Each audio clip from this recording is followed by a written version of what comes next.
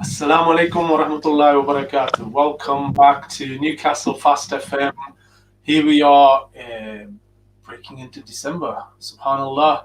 Final month of the year, the Gregorian calendar, and it's been a cold start to what is going to be an end of quite a hectic and topsy-turvy year, to put it politely, I think. Last week, we were discussing things around domestic violence, specifically for our sisters and the women. And I want to thank all of our viewers, all of our listeners, all those who jumped on board, mashallah. Salam Yasmin, salam Amal, salam, all of them popping up there, inshallah. We touched on, and your engagement, Jazakallah khair, was fantastic. It brought up a whole load of things. The depth of the discussion was quite intense. There was a lot of emotion, and it rightfully so. It's that kind of thing. And I hope, inshallah, that all of you from that show took away something positive, something that was constructive, something that you were able to build on, and that whatever we discussed didn't affect you in an adverse kind of way, but that, inshallah, gave you some kind of self-awareness, some kind of empowerment. And subhanAllah, may Allah subhanahu wa ta'ala protect us and guide us and bless us with only that which is best for us in the akhirah. Today we are going to continue that discussion, and we're going to tap into the other side of the sort of thing that does happen, and that men can also suffer from domestic violence as well. And this is something that, again, we're talking about a very small percentage that happens within our community, but nonetheless it is happening, and it's something that does need to be raised. And I think some of the comments that we got through last week as well were asking this question, what about the men? And we didn't want to dilute last week's conversation. Assalamu alaikum, the rebirth sister, assalamu alaikum, Pasa. We wanted to ensure that discussion got as best as value we could give it in the space.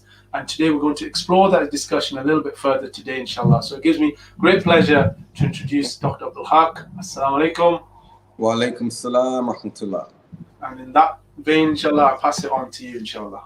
Thank you for that introduction. I think very important, and again to the brothers and sisters who participated last week, and alhamdulillah, and those of you who contacted me and reached out afterwards. There was a lot of discussion, and sisters particularly contacting me following that, mashallah, via email and the like, because a lot of it resonated with them, alhamdulillah. And I say alhamdulillah not in the sense that, it's good it resonated, it's sad, but the fact that they were able to engage in that instance. And I felt that we should look at men can be victims too. And Wajid spoke about a particular element we will cover today, which we will do, but I want to broaden it as well in a societal context of how men are victims in other ways, but because of the type of society that we live in and the framework of where attention is paid to victims, men often are in the background in particular instances and don't come forward because of particular cultural backdrops, because of particular stigmas that are attached to being seen weak or perceived as a victim in that instance. So we're going to talk about the initial aspect, Wajid, that you mentioned, but to be broader on that. And I think it's important. Why?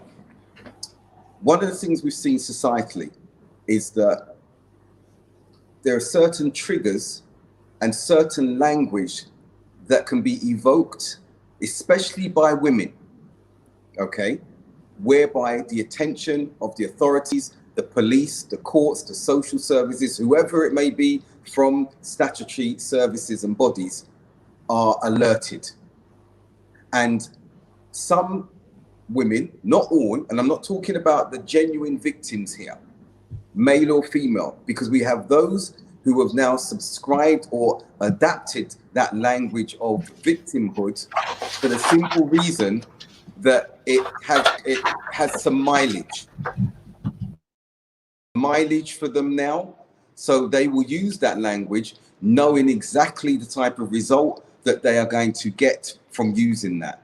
And unfortunately, and in my time as chairman of Brixton Mosque and beyond that, even up until now, you hear of stories and you hear of brothers coming to you saying how they've lost custody of their children and have been demonized by their wives or ex-wives, as it may be.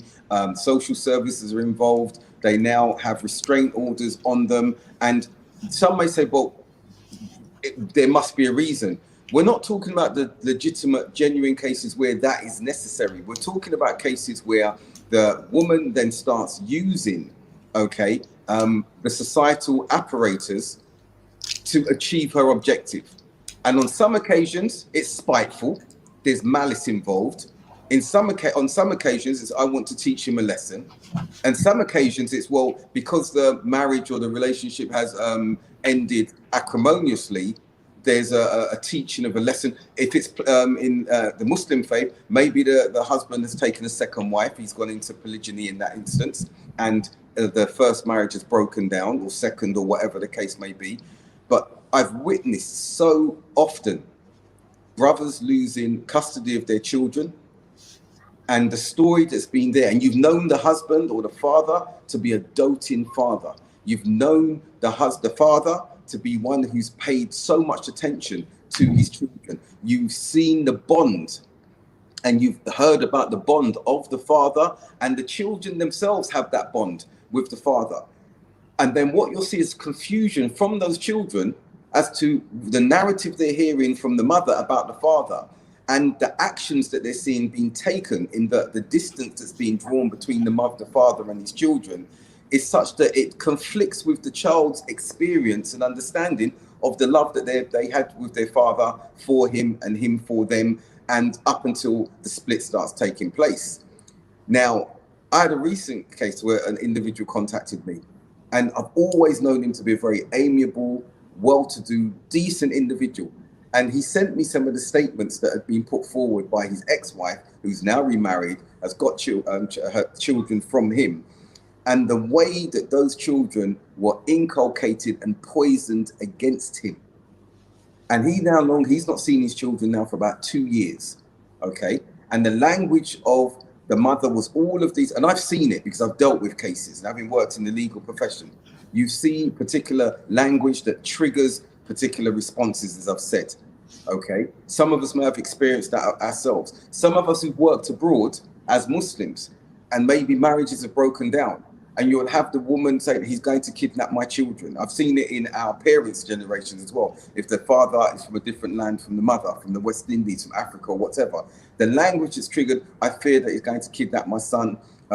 He's become a Muslim. He's one of these Wahhabis, even though she may subscribe to exactly the same belief and everything, but now she's become a little bit more liberal, or plays up to the social worker or the court where she doesn't wear the hijab, but she used to wear it before and everything. The color changes. I'm not saying there's anything wrong in that. That may be a natural progression or change that's going on, but they play up for the authorities to garner that sympathy and support. And in the end, you see the male figure, the husband, then becomes demonized. And let's be clear again. I'm saying, Wajid, and I want the participants, the viewers, to see, I'm not talking about the genuine cases where this should happen to the men because of what they've done. I'm talking about these cases where sisters, women, Muslim, non-Muslim, have seen where they can take advantage to achieve what they want to achieve, custody of the children. And if it's not even custody of the children, to make sure that the husband doesn't have any of the rights that he was afforded beforehand for whatever reason. If they want to see the husband, and I'll say in the case of a number of black converts, black men, non-Muslim men, who are in maybe mixed relationships with a white woman, with an Asian woman, this is particularly exacerbated even more. It may be a South Asian man married to a white woman, Muslim or non-Muslim, and the relationship breaks down. And that white woman can then use her privilege, her white privilege, and say, he's become more religious, and I fear that he's going to take my children off to Pakistan, Bangladesh, wherever it may be, and I fear him. In this instance, he's become more cultural, and he's imposing things on me. And the court listens to this. The social workers listen to this. They're making and taking these notes down. And no matter what protestation that husband gives, He's made a law-abiding citizen, always worked, always provided for the children. His voice is diminished in such a context. It's happened over and over again. So men become victims in that particular instance because the society is not geared towards their representation, their defense in that particular instance. And this is a reality, Wajid, that needs to be spoken about. As one of the sisters, I think Revert's sister said, it's very, very raw. Okay. Let me see. And how do you know that she is not telling the truth? Now, this is a good question, Jenna. We're not saying that she's not telling the truth. Those genuine cases we spoke about beforehand. And I'm not saying that everyone's lying. I'm talking about those cases where it's clear. You've even got female associates saying, I don't know why she's doing this. We will give witness and testimony that the father was not like this. You've got females who are saying this is wrong, what's been done. They're advising the woman. But those who they want to move in a particular pathway, they want to get a particular element of support from the authorities, from the social services. So therefore, they know what language to use to trigger that support. And in actuality, those types of women, and they're a minority, inshallah, are not victims at all. They're not victims at all, but they know through their nature, their gender, what they need to trigger to get the support and the results that they want to get. Yeah. This is a reality. Yeah. Just quickly, salam to Sister Saibir, Sharan, Malakat, Lala Rok, Jenna as well. And Sister Jenna, what would say is look at our show from last week where we did talk about domestic violence that was directed towards women. What we're talking about specifically is a very small minority within that segment of what happens towards men and how that can be flipped on its head. And I think one of the things that that the sisters highlighted there is kind of what my question was leading to as well, Dr. Abdul Haqq, is that from a services perspective, when this situation arrives at your door, you must believe it. You know, you can't be dismissive of it, because if you are, it could escalate, and God forbid, it ends up in a very, very very serious or even a mortal threat to an individual. And we've seen that before, right? We've seen how sometimes the services have ignored, police have ignored, they've not taken the threat of the partner, whatever it is, seriously, and that's just accumulated into physical mortal harm to individuals. So from that perspective, then obviously they know what they have to do. They have to initiate certain things to make sure there's a safeguarding principles or all policies are all put into place, and that whoever is there at risk is removed from that risk, and that's what you'd expect in any sort of decent kind of process. That's understandable. That's very understandable. What we're talking about is when that process is initiated, when it didn't need to be initiated, when it didn't need to be, in the sense that it's been dealt with or it's been brought to the fore because of, like you said, it's been brought to either take advantage of a certain scenario. It's either to put somebody at a complete disadvantage because you want to do a thing a particular way. And that whole shift, though, but the impact of that, again, like you said, there's one thing when a child sees the father, the parent acting in an aggressive way, and the child recognizes, okay, so there's something wrong. So when the shift changes, they know that mum's kind of done the right thing. All right, they might miss the dad for moments or whatever, but mum's done the right thing. But in that own situation, when they haven't seen any of that, they can testify that it hasn't happened. Like you said, there are those individuals that are not like that. But then suddenly the situation shifts, and then mum starts telling them, and the services start telling them that your dad's a bad man. It's massive impact. Right, and just as I think Sai Queen, if that question can be put back up, she mentioned something. Would it be accurate that women use men or abuse them when they don't live up to her expectations on how a man should be or act? This has happened on occasions when the man hasn't lived up to the expectation that the woman had of him, okay? And then she will do anything. Men do it as well, but as we said, we spoke about this last week.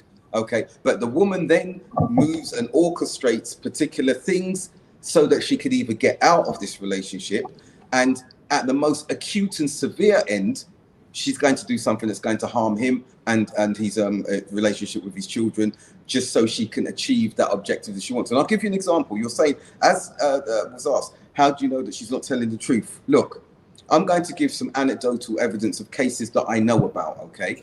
These, just so we're framing this, Dr. Abdul, these are, because for myself, I've had no experience of this other than stuff that I've read, understanding from an abstract point of view, policies and procedures, all of those sort of things. Salam, Sister Shabnam. And that's my perspective. So what you're going to give us is real life examples that you've actually experienced firsthand. Or not firsthand, or if people have come to me and I've seen and had them, and as Walaikum Salam, Sister Shabnam, and as she's mentioned, and I'm really glad that I'm really glad that sisters are engaging with this, and this shows that they do understand that as Sister Shabnam's saying here, unfortunately there are some women who will manipulate a situation. These are complete reality. So let's be just, because a lot of the time I got very passionate last week when speaking about domestic violence and women, and I don't want to go into that again today because I'll get even more passionate, because I really resent men who do that. Okay, and inshallah, we are not of those people.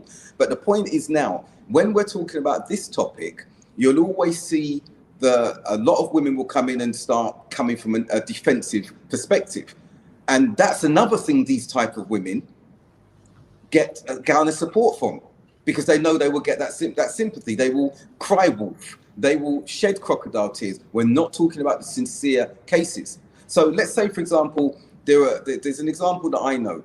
A relationship was breaking down, and it was clear when that relationship was breaking down that the woman wanted to get back, or she had some childhood sweetheart who was coming out of jail. She wanted to be back with this childhood sweetheart.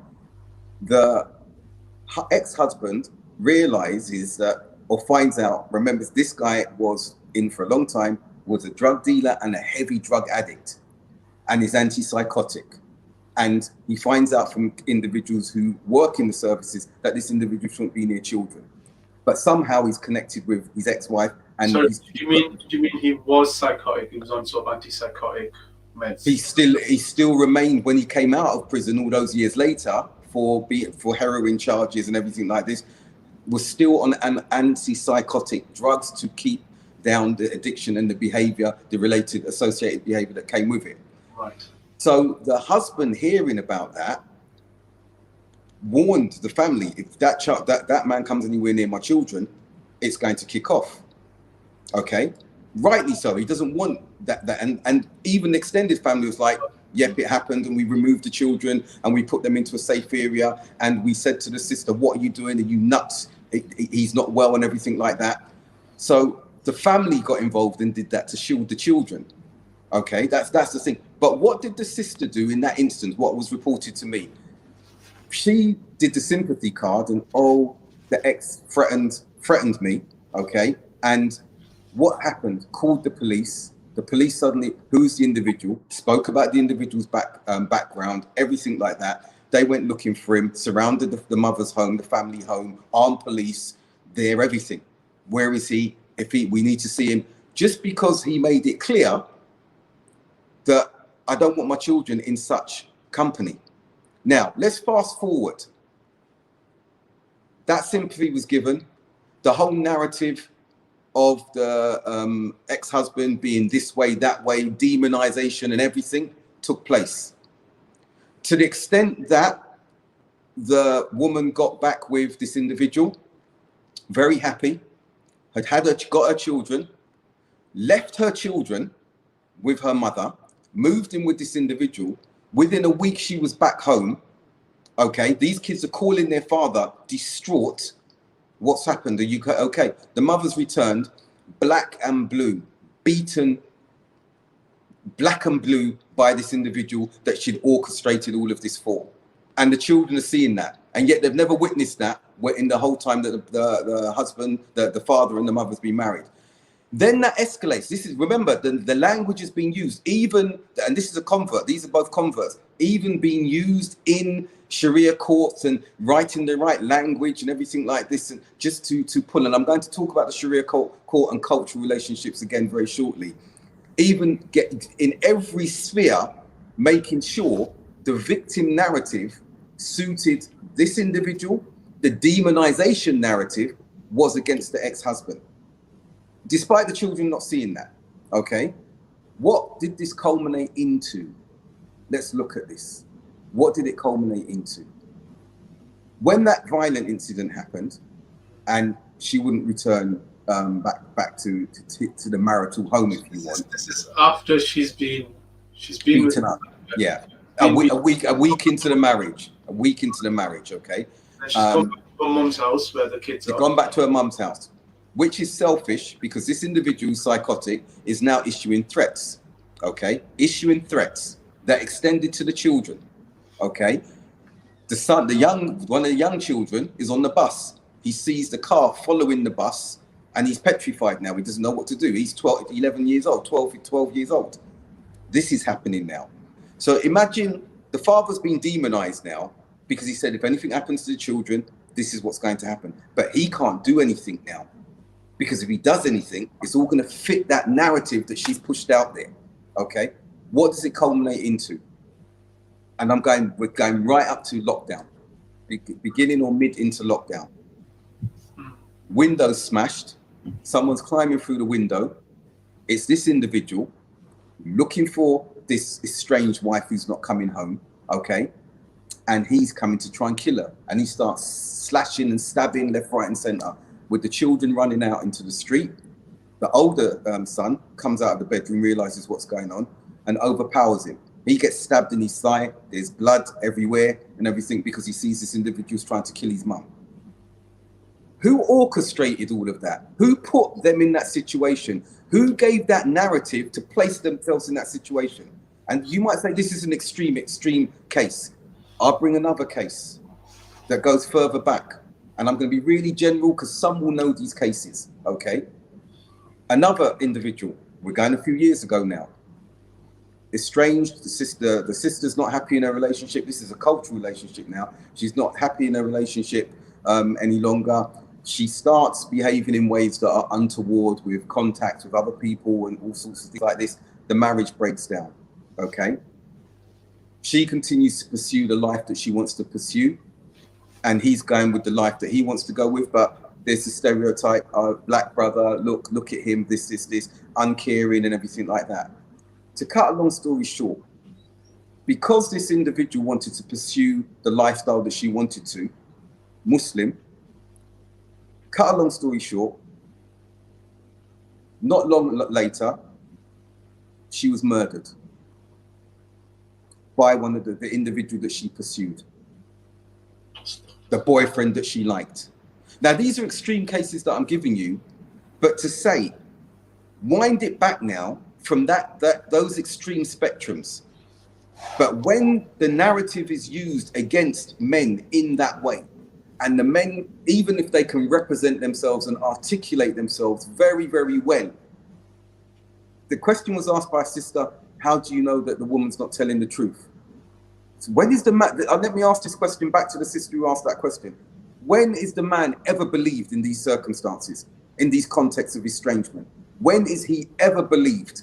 When that victim narrative has got ahead of him and all the right words and all the right things are being said? When does he get listened to?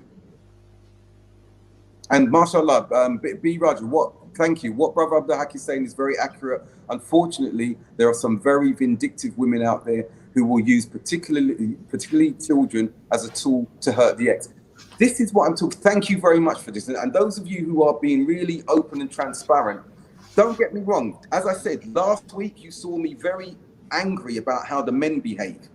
But I'm going to question the women who are doing this. And I'm going to question the women who are ready to jump in with their fellow sisters. And we are women and we're in it together. And they're seeing, well, okay, we're going to believe every narrative of this woman because she's crying, she looks scared, she's afraid. And when the man's giving the narrative saying, where's this coming from? I just want to see my kids. Yeah, the relationship's over. I'm not fighting about that. I want to see my kids. Or you can't come anywhere near the home. We've heard that you were violent. She's scared of you. Ask the children. No, we've never seen anything like that. But then what you'll see, like in the first case I started with, that the sister married again, the children became attached to the stepfather, and the narrative between the two of them, I think your husband, ex-husband's really bad. Your father was a wicked man. Your father was such and such. Showing the stepfather showing so much love to the children, seeing how happy the mother is now, so they're going to gravitate towards this new happy union. That doesn't always happen because some of the children will not accept it. No, I love my dad. I'm not drawing closer to any stepfather. Yes, that does happen. So my thing is that victim card that non-victims play are so devastating and destructive to the man that when he then falls into that stereotype, he becomes angry. On one occasion, the father went to the police station. He said, I want to go and get my kids. We're traveling back. And I know that the ex-wife, she's moved them from where I know they are. And there's a problem with that. The policeman looked. The brother explained this. The policeman looked and said, because he saw it as a man complaint, he said, look, we're really busy. You're going to have to wait 2 hours, and we're probably not going to do anything anyway. Okay. The brother and I had a conversation. I said, if you went and kicked off violently now, you'd have police cars, everything around at the drop of a hat. Cases going back, Wajid going back, cases going back. When there's been domestic disputes with the brothers and stuff like this, I saw this as chairman in Brixton. And the brother's taken his children just to go to a walk to the park, okay? Going for a walk, I want to get out and everything like this. And he's going to pick up his other child from school. And what did the mother's done? Called the police. I don't know what he's going to do. He was mad. He's taken my little children. The police went to the school of the other child, took the child out of the school, told, we're just taking you with us, we want to take you, took her to the police station, and then they were looking everywhere for the husband. And it was just an argument that they'd had. It was just an argument. So what I'm saying is when that happens, that they just have to, it's like they light a fuse and the system jumps in for them. But if the husband now was to say, this, the wife has gone out with the children, she's not in her right state of mind, she's been issuing all sorts of threats, like she's going to burn my car and she's going to stab me while I sleep and everything. Do you think the police are going to be concerned about that? Do you think the social services, if you take it to court and say, I want custody of my children, this woman's been violent and aggressive to me, do you think it's going to be listened into in the same way and have the same weight as if it was the woman who was making such complaints? Absolutely not. I mean, I don't think it would have the same weight. And I think you're right that the system is kind of designed to work in one particular way. There was a sister, Russia, who just put up there that, you know, within the US, and that's I guess in US and Europe, women have more rights in the law more than men. That's why men can be victims easily. I don't know if it's more rights than men, but I think the law is kind of set up, the systems are set up in a particular way when it comes to those safeguarding issues. And I think we see this all the time, don't we? Whether we look at even, so as Sister Shabnam there, as a woman, to believe a woman immediately without giving the benefit of the doubt to a man is unjust. But it's also kind of natural, though, as well, isn't it, Dr. Abdul Haqq, to naturally gravitate towards somebody who's of the same gender, who sort of says, you know what, this is going on with me, I've got these issues. And like you said, you know, it becomes a really difficult thing to put somebody in that situation on the spot as well, you know. Very true, but then what we've got to look at, though, we are Muslims, and we've got to look at being just, okay? We need to look at being just in this issue, even though the knee-jerk reaction is there. Even the men, when the men come and complain like, my wife has done this or my ex-wife has done that, and they're really, really annoyed, and you're like, yeah, that's wrong if the sister's done that. Take a second wife, brother, or you know what, I would do such and such. Go and get your... That knee-jerk response, we all do it. Even us as men, when we hear women come to us with some of the complaints and the pain that they're going through, our nature is to incline towards them, like, are you going through that? And you want to shelter and you want to shield them. That's fine. That's fine to have those feelings, but then we need to check ourselves. We need to check ourselves and say, hold on a minute. Like the Prophet ﷺ spoke about, someone can be eloquent in speech and win him over in that particular instance. We've got to be very, very careful, especially in a society where we know this can take place. And as Sister Shabnam says, it has the potential. It has ruined reputations. It's ruined and damaged friendships. Yeah, but it's more than just that, isn't it? Like if you've got somebody who works in a particular type of situations, places, you know, once you have that on your record, that's it. That particular part of your career is just gone. You know, it's a whole different thing as well. And Jazakallah khair, assalamu alaikum to Kemal and what Sister Maryam was saying about that. It does kind of need to be discussed, but it does kind of, like you said, it does need our sisters to kind of speak up and sort of say, actually, yeah, you know, when this is happening, we know particularly that it's not a possibility, that it needs to be said. Not because it's not a gender war. No, it isn't. It's about, like you said, it's about being just. You know. That's right. That's right. Getting that balance right. And like you said, you know, if a relation's broken down, it's not a one-way thing. It might not be. I don't know. Allah knows best. But it you know, it kind of takes two to make that happen. You know, it kind of to work. It kind of takes two to go the other way as well. So these things, you know, they start off, they're always very complex, but it doesn't need to go to this level. But then you're right, but then check this now. Those cases that I've given you, you'd think that the mistakes that men make mistakes when they go into other relationships or whatever, they divorce and they go into another relationship. But you'd think from those mistakes, it shows that partly it's the woman who has this, it's self-inflicted. And the children see that, well, hold on a minute, this wasn't like this when you was married to our father, okay? And now you're falling into this problem and that problem and the violence from this. But then what happens? That network around that sister who's now gone into that case of the one who's now in remand and having broken through, tried to stab her to death and whatever. You'd think that they'd say, "Do you, sister? Don't you think you need to take a look at yourself in this instance?" No, they would then say, the effects of the first relationship have damaged her judgment so much that she can't think straight, and this is why this has happened. Still, the support remains for these women who are making these decisions, getting validated from other sisters, no matter how far down the line it is. And then what you have, if you have some women who's like, yeah, I just hate men, they're not looking at like, the common denominator in this is my friend, is this sister. The judgment call she's making, the same victim narrative that she's making to the police, to everyone else. The police certainly may say, hold on, she said this before, and she's saying it here, and she's saying it here.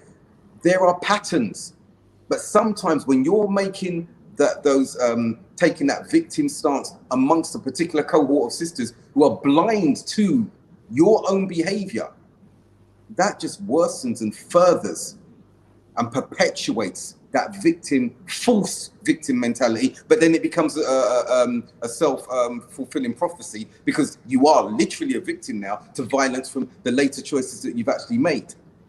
So Sister Mariam said it's all the fault of feminism.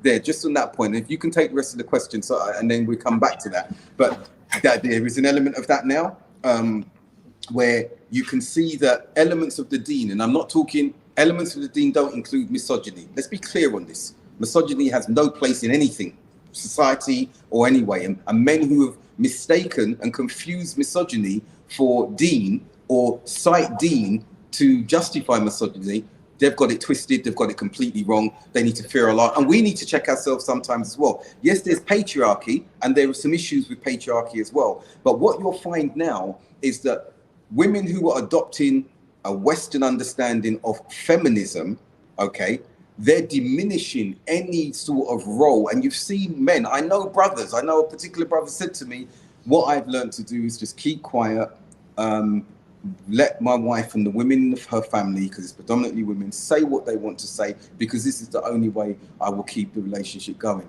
And when I've seen this individual, he's a shadow of himself.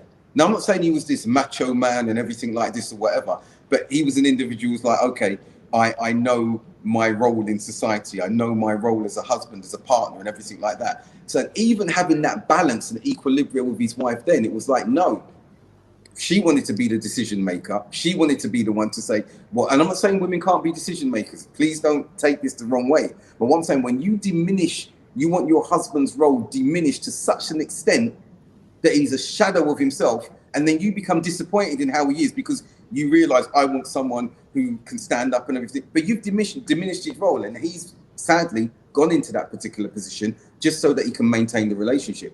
And there are cases, and I was looking up some today, in non-Muslim societies where men have done that to such an extent that the woman has become the aggressor.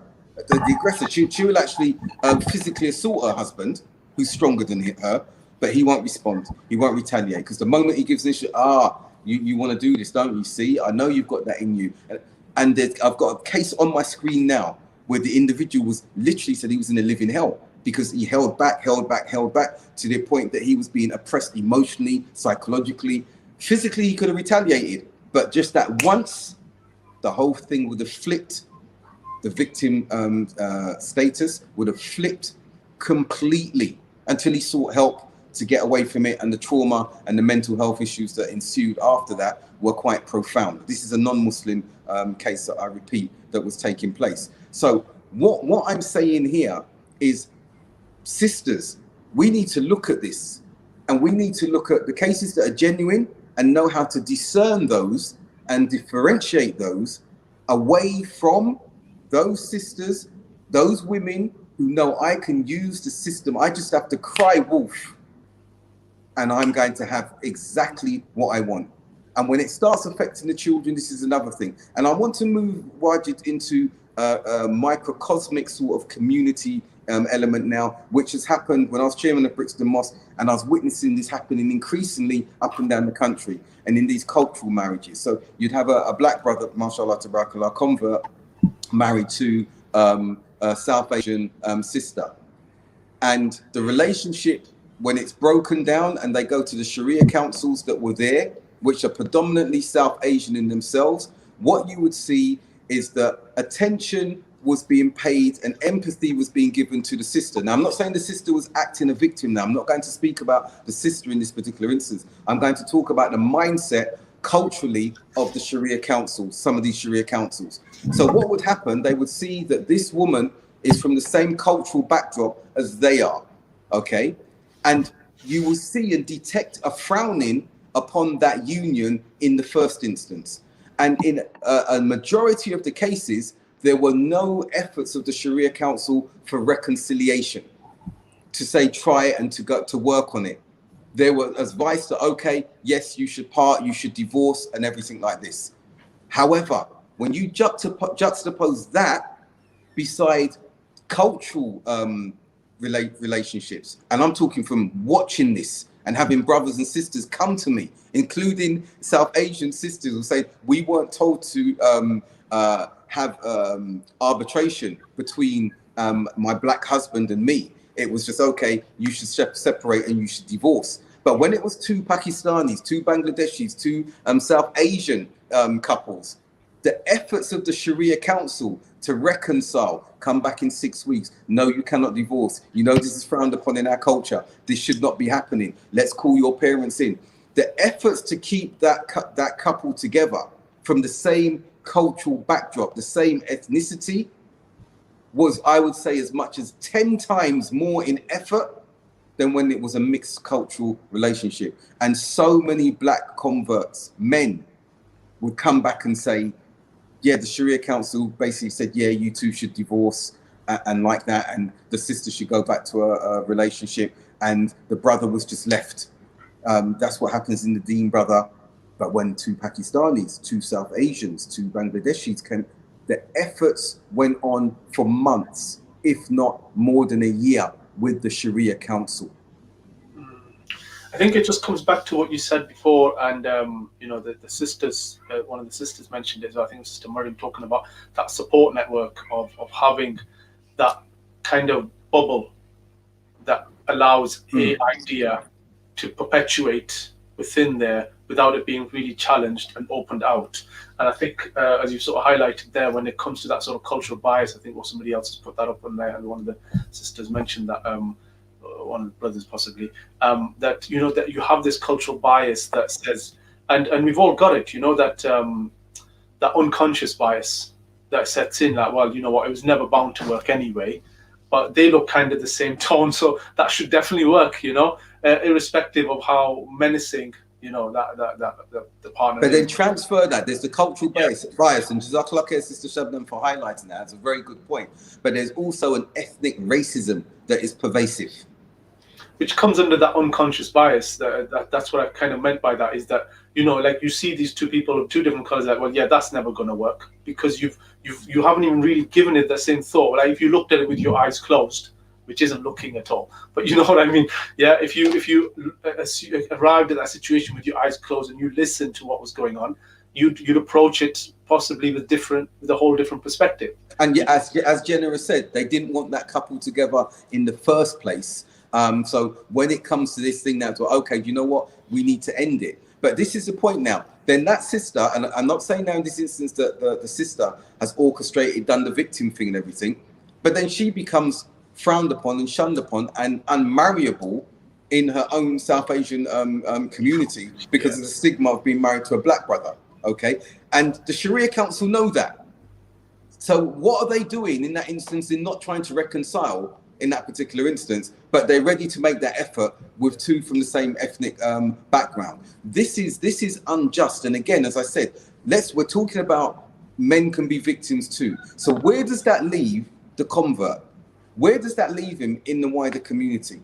Where does that leave him with mental health issues? And when we're looking, and not just black brothers now, when we're talking about men with mental health issues in that instance, and when we look at the deaths of individuals, especially black people in police custody, there's a lack of understanding that their fear or their agitation or their response may be due to underlying mental health issues in that particular instance. And that's not understood. And then also, this is the thing that happens now.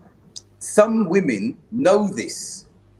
So when they see, look, I speak, I'm very gesticulative when I speak, okay? That's just how I am, okay? And some will say, we like that. But you don't like it, you can then translate, he's got 2 rings on, one looks like a knuckle duster, I was threatened by him, his voice was raised, he was very passionate, and then in the police's mind, she's in danger. She's in danger. And yes, sister, revert sister, double discrimination, what I call the double whammy effect. And when a sister does that, and this is the thing, black sisters don't do that to their fellow ethnicity. Mashallah, South Asian sisters don't do it that often. It's been done. We've seen it done with their black partner. I'm not saying it's just a purview of white women. I'm not saying that. And it happens to Asian men as well. The woman might not be highlighting her privilege, but it will be looked upon by those of the predominant culture to say, this is a white woman in a foreign religion. We have a perception that religion oppresses her. We need to come to her rescue because she's of the fairer skin, because she's of the fairer sex in that instance. So this is something that you can't say blame the woman for in that particular instance, but that's the advantage that she has in a mixed relationship, be it with a black husband, be it with a South Asian husband, and she's an English white sister in that particular instance. As I said, she may not be playing up to that, but that's an advantage that is there unconsciously. So in that instance, the man who's looked at as the perpetrator, the one who's looked at as the brute, as the oppressor, he automatically, by default, is a victim to the system because of how he's going to be dealt with, the disadvantage he's going to be handled with in that particular instance. So that's another thing that we need to be aware of in these circumstances. This is why justice is so important. The woman, she may be going through pain of a divorce or whatever, but the moment she starts speaking the language of oppression, of victimhood, and she knows it's not that, she's automatically cast him as a villain. But in actuality, he's become a victim without a voice, who's not going to be believed, who's going to be marginalized, who's going to be stigmatized, who's going to have social worker reports put before the court, and that's going to stick with him. And when his career, even his profession, if he's in a good profession, as one of the sisters mentioned, it could damage reputations. They will start believing the official reports. So say, well, it's official. The social workers I'm sure they would have seen this. You spoke with them. And you might say, well, yeah, you get the opportunity to have your day with the social worker and speak with the social worker. Those who've done that, and alhamdulillah, I've never been in that situation. Those who've done that know that the social worker, while they may be attentive and they're listening, I've worked in the legal profession.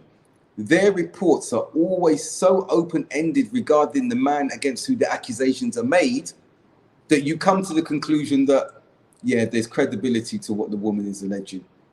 There's never any doubt or aspersion cast on her narrative. And while you might say, well, then they haven't cast it on the man's, but it's what they haven't said and the absence of affirmation of his narrative, of his statement, that leads you to the conclusion that, yeah, there's no smoke without fire. There's something going on here. And we need to look at him very carefully. He's a slick individual whose statement, we can't identify anything, but we should be wary, because this wouldn't have come to court. She wouldn't have brought this claim if there was nothing. Yeah, and I think that, again, just kind of unpick that a little bit, because you may have a scenario where the woman is stuck and the only way out is this way, because like we discussed last week, absolutely, she's knocked on the community's door, she's knocked on whatever leadership potentially could have been there to help her. None of those doors have opened, and so look, this is the only way I'm going to get out, this is the only way I'm going to be safe, this is only my children are going to be safe. But what you're talking about is not having that stress, not having that situation, not having that extreme duress, to put it politely, but actually just thinking, you know what, I've had enough of this, I'm just going to push this button here, and it's all situation, go, and boom, I'm straight out of the chute. Exactly. I fear for my life from him. Okay, that means I'm going to get sheltered accommodation, I'm going to get my own home and everything like that. I don't want him to see the children, so I'm going to make sure that they put restrictions on him visiting. And you tap all of those buttons, and then okay, he might get visiting rights where they meet in a neutral place, and he's sitting in this room like a goldfish bowl, sitting with his children. Which one of us can say that's a natural environment to interact with our children?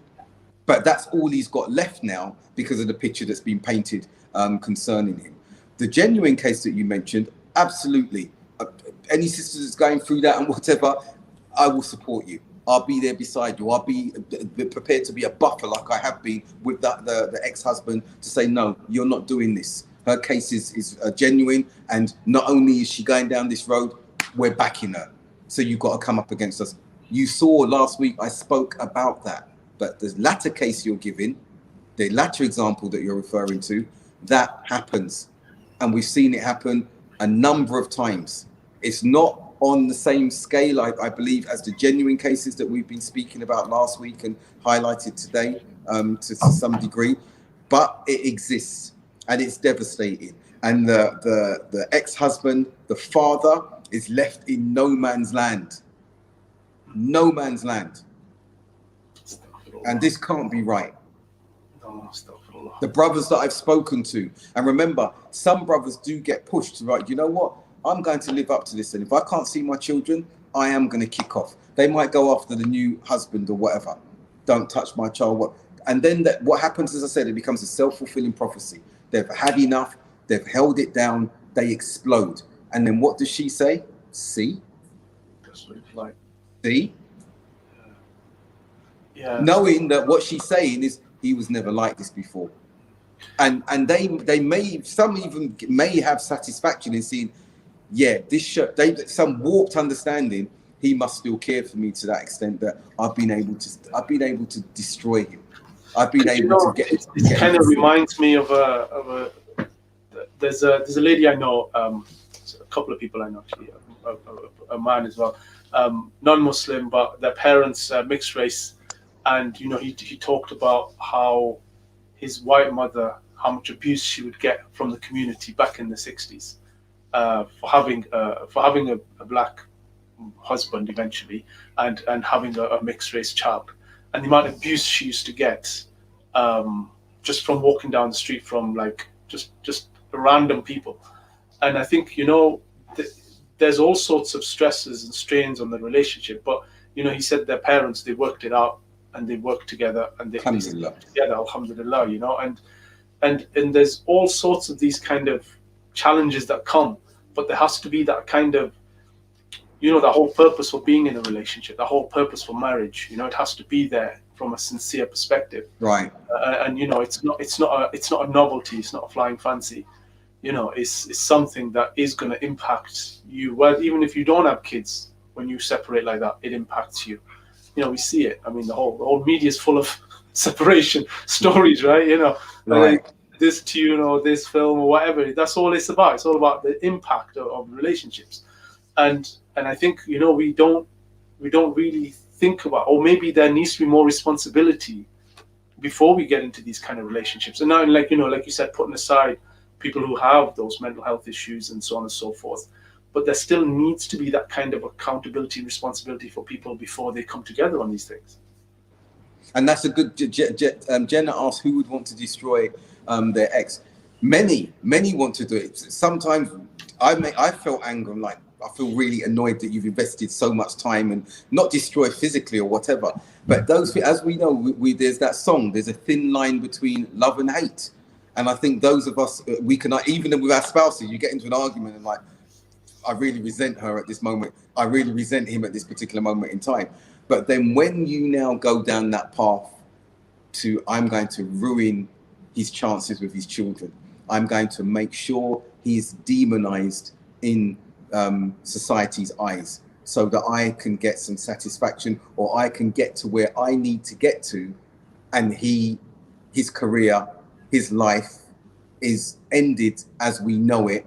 Not suicide, but it's destroyed. This relationship he's had with his children is destroyed. It's been tarnished. I'm going to marry someone else, and whilst that's their father, I'm going to let them see this man makes me happy, and who makes me happy, I want them to be happy with. To the extent that some even do this, which you're not supposed to do. You're supposed to call them by their father. They're calling the stepfather Abby, my father. I know brothers who can't fathom that. So having dealt with these cases, and brothers before would say, Abdul, you're always siding with the women. When I was chairman of Brixton Mosque, and I've got sisters that I'm wakil for, you're always siding with the women, you're always siding with the women. And that's because the majority of the cases were genuine cases I needed to side with them. But I cannot ignore the genuine cases of those men who've had this type of treatment. And if you see them now, and some switch off and say, this is what they've done, I'm going to go elsewhere, marry and start a life again. They don't see the children from that marriage anymore because they've been totally disconnected and detached from them. And then again, the mother then says to her children, you see, where's your father now? Where's your father now? She doesn't say, I caused this. I contributed to this. I made it so difficult that he couldn't see you. She doesn't say that to her children. She says, look, where's your father now? Look, see, he's gone and started another life with other children. He didn't really care about you. This is why I did what I did. Yeah. Self-perpetuated. Just as we sort of head towards the last few minutes, because I think it's the impact that these specific cases have on the bigger picture as well. Yes. And like if you look at the situation now with the current president of America and the amount of cases that have been brought against him, and each one of them is basically slandered, brought into disrepute, called a liar, called just somebody as an attention seeker, and so on and so forth. And what happens is with these scenarios, and like you said, there are very few of them in that situation, but nonetheless, because generally, it's challenging enough when there's a woman raising these issues, it has a wider impact that then affects the bigger picture. Because then, right, as soon as you have, somebody mentioned before, Johnny Depp was in the news for it as well recently. When you have someone of that situation stepping into, being brought into account, yeah, it's not taken seriously. It's, all of those very minor, not very minor, but those very minute samples of situations where it has been manipulated into that, are just brought to be the norm. Right. And norm is now affecting the general civil rights of the exactly women. And the thing is, what we've got to look at, when is it, we know, all of us know the story of the boy who cried wolf, okay, but in this circumstance the woman can cry wolf over and over and over again, and be believed every single time. And this is the problem, because you've got the genuine ones and you've got the non-genuine ones. You've got to be able to separate the wheat from the chaff. And those who are doing that, those women who are doing that, and therefore making it more difficult for the genuine cases, they've got to be called out. They've got to be highlighted for who they are. Because when some of us see that case, we may not be just. We may say, you know what, see how these women are. And a genuine case comes and it's a really abhorrent one. And you think, no, she's making that up. She just wants to say, and you've got this charming husband who sheds tears and I just want to be with my kids. And you're like, see, here's another one. But actually, the sister is genuine in this case. So but it's been obscured by these insincere cases, these crying wolf individuals who have jumped into that cohort of genuine cases and tainted it, caused doubt. And this is a major problem, because those sisters whose cases are genuine, they need the attention, every bit of attention that can be given, the moment that they come seeking that assistance. They need that. That needs to be clear. So what we're talking about today, we need to highlight and be careful of those sisters crying wolf and aligning themselves with the genuine cases. Because it has a huge impact. And like you said, in certain cultures and societies, the impact of this resonates further. Like you said, within some cultures, they don't remarry. The woman will never remarry. The guy will, but the woman never does, and so on and so forth. And also, when they've had children, it's a whole different stigma that can be within certain communities again. So I think it's about, like somebody was asking, somebody mentioned before on the comments, is that it's about fearing Allah, that we kind of forget ourselves, we lose ourselves, and the shaitan loves nothing more than to come between a husband and a spouse. That is his greatest ever achievement, and he prides himself on that, and he lauds those that do come between the husband. That's the only time that Iblis gets off his throne. The only time he gets off his throne is when a shaitan comes to him and says, I separated a man from his wife. Okay, a wife from her husband. He gets up and embraces him, and he says, now this is the one. He says to the other shaitan, this is the one who's been successful. So we know in the Surah Baqarah that Harut and Marut came to test the people, and what was it with? Separating a man from his wife in this particular instance. So how much this is going to happen? Divorce does happen. It happens. This is a way of life and everything. But when you are manipulating it to demonize the other party, whether it's the man doing that with the woman, which is not always that successful unless he's a celebrity. You've mentioned Trump in that instance there. And yes, if somebody's powerful and the way they denigrate the women and marginalize them and everything, that's abhorrent. And maybe that's another thing that we should talk about another time. But when the woman is doing this and she's shielding herself under that umbrella of victimhood with other victims, knowing she is not of that ilk, this is a travesty. This is a wrongdoing on the part of that sister. And those who know sisters doing that because they don't like the husband, or he's not, or ex-husband, and maybe he's a bit coarse, or he's a personality, or they just don't like him, so they're going to side with the sister, but they know that what she's doing is wrong. If you can't chastise her, don't support her in this. Don't support her in this, because you're conflating and obscuring the genuine cases. And that individual, that man who's a victim in that particular instance there, you're doing a disservice and injustice to him as well. Yeah, astaghfirullah. Astaghfirullah. I think on that note, actually, I think it's a perfect place, alhamdulillah, from a time perspective, inshallah ta'ala. Just wanted to thank all of you for your comments. They've been flying through. Jazakallah khair. Thank you very, very kindly for tuning in again. A very real and challenging topic. And alhamdulillah, that's what we're doing here at the Castle Fast FM, is bringing these discussions to you, inshallah, from a sincere place, not from an objective and a place from the other side of a telescope.